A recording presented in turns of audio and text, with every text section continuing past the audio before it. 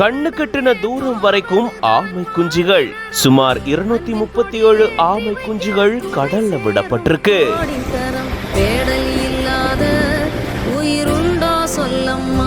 இரண்டே ஆமைகள் இட்ட முட்டையிலிருந்து வெளிவந்த ஆமை குஞ்சுகளை பத்திரமா கரை சேர்த்திருக்காங்க.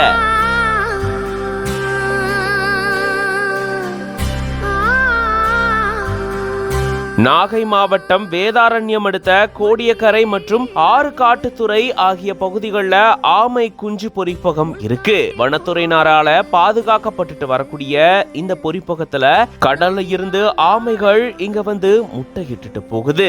ஆமை முட்டைகளை இங்க வனத்துறையினர் பாதுகாத்துட்டு வராங்க. அந்த வகையில 2 ஆமைகள் இட்ட முட்டையிலிருந்து சுமார் 237 ஆமை குஞ்சுகள் பொறிச்சதா கூறப்படுது. ஆமை குஞ்சுகள் பொறிக்க 45 55 நாட்களுக்குள்ள கடல்ல விடுறது வழக்கம். அந்த வகையில தான் இப்போ 237 ஆமை குஞ்சுகளை கடல்ல விட்டிருந்திருக்காங்க. 65 ஆமைகள் இட்ட முட்டைகள் மொத்தமா 6824 சேகரிக்கப்பட்டதாகவும் இதுவரைக்கும் 41 ஆமைகளுடைய குஞ்சுகள் மொத்தம் 3612 கடல்ல விடப்பட்டிருக்கிறதா கூறப்படுது. கடல் அலையை எதிர்த்து ஆமை குஞ்சுகள் கடலுக்குள்ள நீந்தி செல்லக்கூடிய ரம்மியமான காட்சி பலரையும் கவர்ந்திருக்கு.